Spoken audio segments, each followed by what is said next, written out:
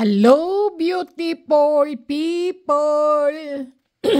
Kamusta na po kayo, beautiful people? Pasensya na po kung madalang po ako mag-upload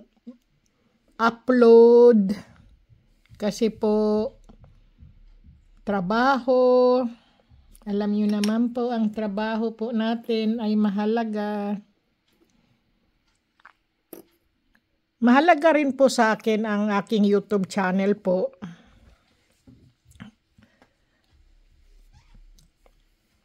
Pero pasalamat pa rin po ako kahit isa-isa lang ang nanonood, 2, 3 po ang nanonood sa aking vlog po, no?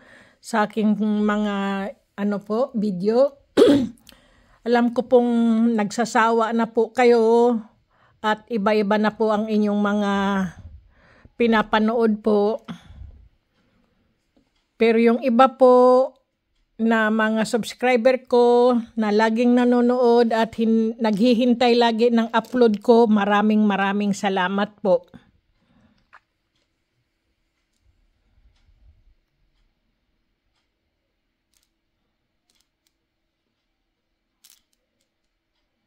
Ito po ay mutya, beautiful people, pero nakalimutan ko. Ano pala to? Kalimutan ko, may vlog po ako nito eh. Yung po bang sa pawikan po. Ay nako, ano nangyari sa aking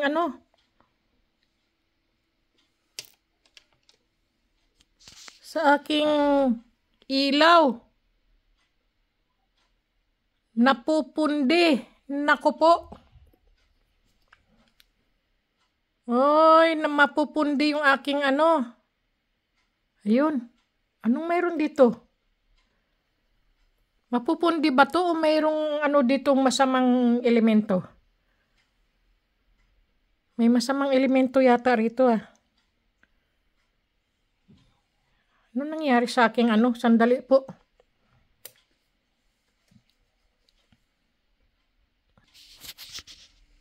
Ano nangyari dito sa aking bombilya? Parang ganun daw po yun. Pagka sumisindi-sindi po, parang mayroong, po ba, malakas na energy po na nandito sa loob ng aking po. Parang naglaban-laban po yung aking Nako. Kasi akala ko mapupundi po siya eh. Normal lang po siya. Parang mayroong Kaya yun, beautiful people. Nasaan po ba tayo kanina? Mutya ng pawikan. Ito po. Kasi bigay lang din po to sa akin, beautiful people eh.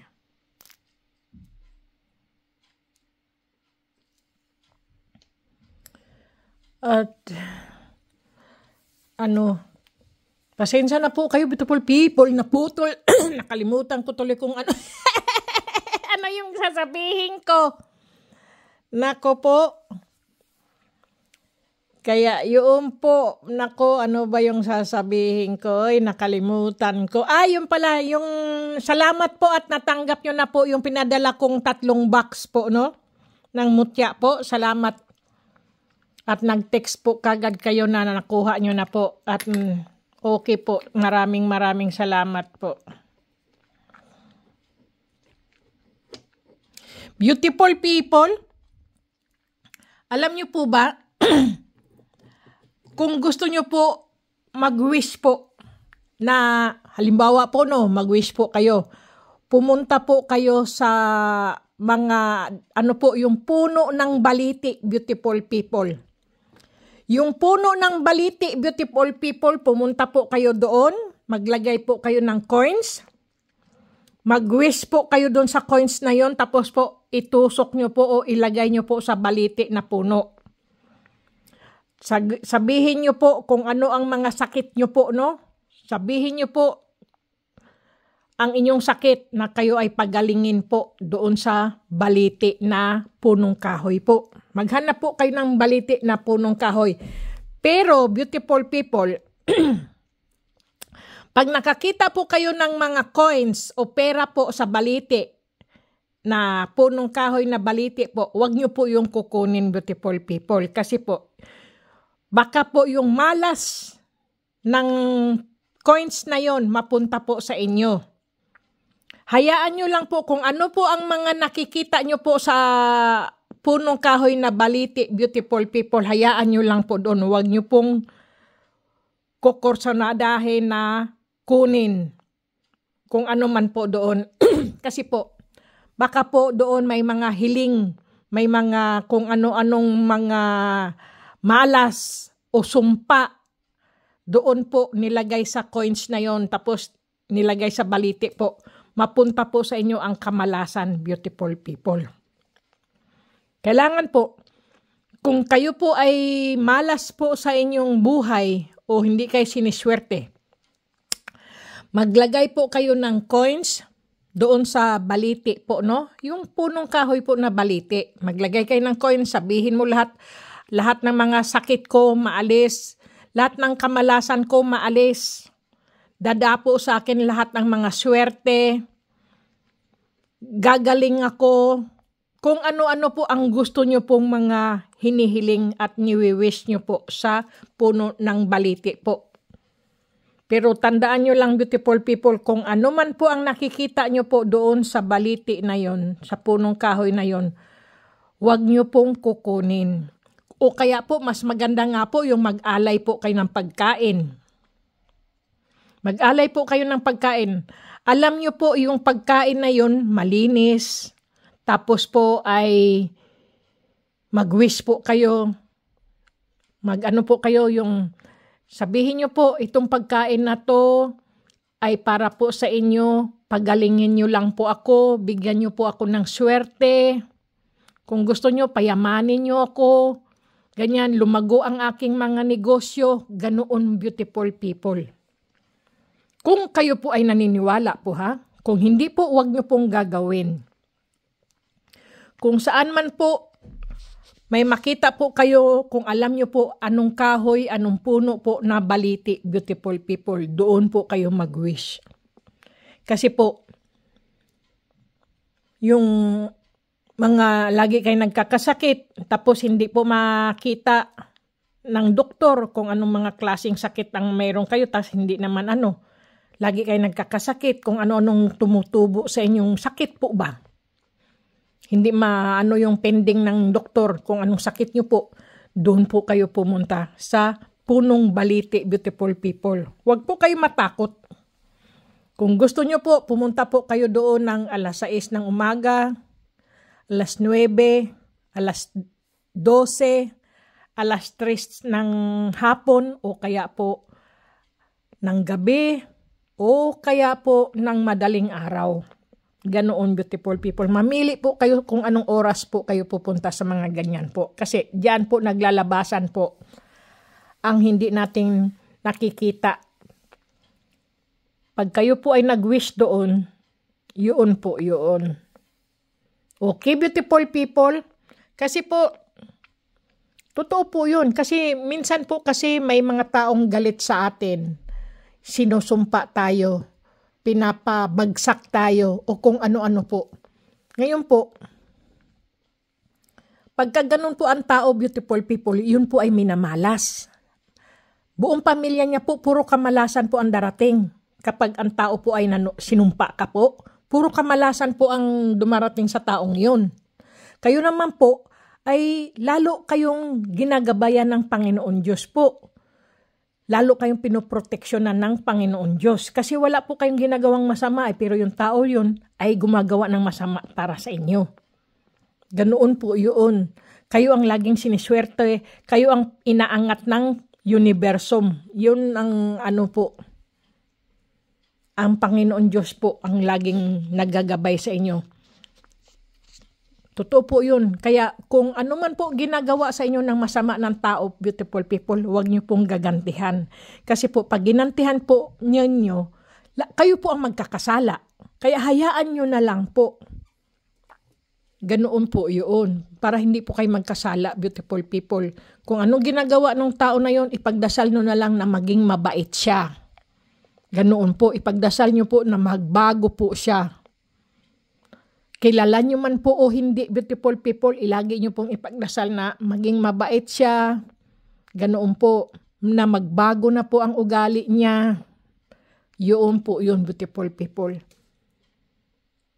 Okay, sana po naintindihan nyo po yung aking sinabi po. Disclaimer lang din po. Kasi sa panahon po talaga ngayon, beautiful people, ang tao po, kahit anong kayod, kahit anong trabaho, kahit anong hanap ng trabaho, ay walang mahanap, walang makuha, walang kapera-pera. Taghirap po talaga. Pero hindi tayo susuko. Lagi pa rin po tayong magdasal sa Panginoon Diyos po. Ganun po yun eh. Kasi po ang susuko po, talo eh. Kailangan, sige, laban pa rin po. Laban kung ano man po.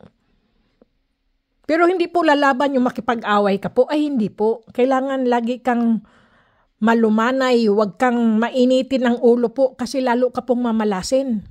Dahil mabilis po ang karma. Yung beautiful people, tandaan nyo lagi po para kayo laging swertehin. Bago kayo umalis ng bahay, magdasal kayo. Proteksyonan kayo. Gabayan kayo ng Panginoon Diyos po. Para laging malakas ang inyong katawan.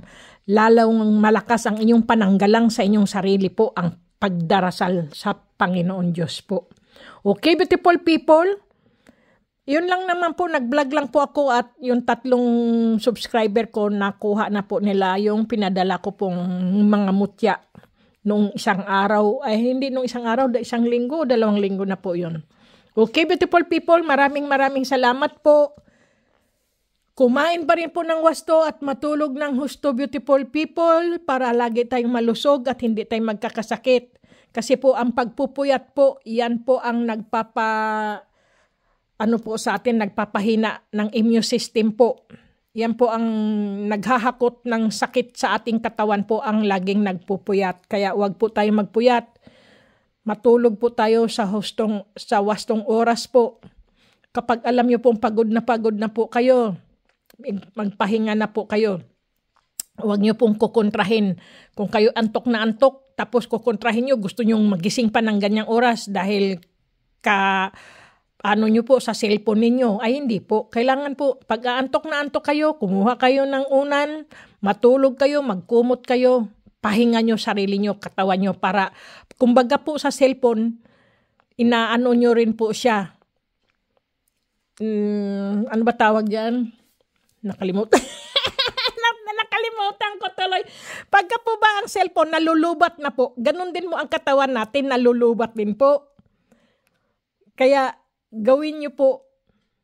Tapos po, pag alam nyo pong gutom na kayo, kumain na po kayo. Huwag nyo pong tiisin at palipasin ang gutom ninyo. Masama po yun, beautiful people. Doon po rin kayo nagkakasakit, beautiful people, at humihina ang inyong katawan. Mahihilo-hilo kayo niyan. Antiyan nyo po, parang hindi nyo po alam kung ano, na hindi nyo alam kung ano po mangyayari sa katawan nyo po. Kung tutumba kayo, susuka kayo, dahil po yan ay una po kulang sa tulog, kulang sa kain. Kaya kumain po ng wasto, matulog po ng husto. Yan lang po talaga ang panlaban natin sa ating katawan po. Wala na pong iba. Okay, beautiful people, at huwag nyo pong kalimutan ang lagi pong magdasal. Kasi po, ang pagdarasal lang din po, yan po ang nagpapalakas sa ating katawan at isipan. Okay? Maraming salamat, beautiful people. God bless po. Stay healthy. Good luck.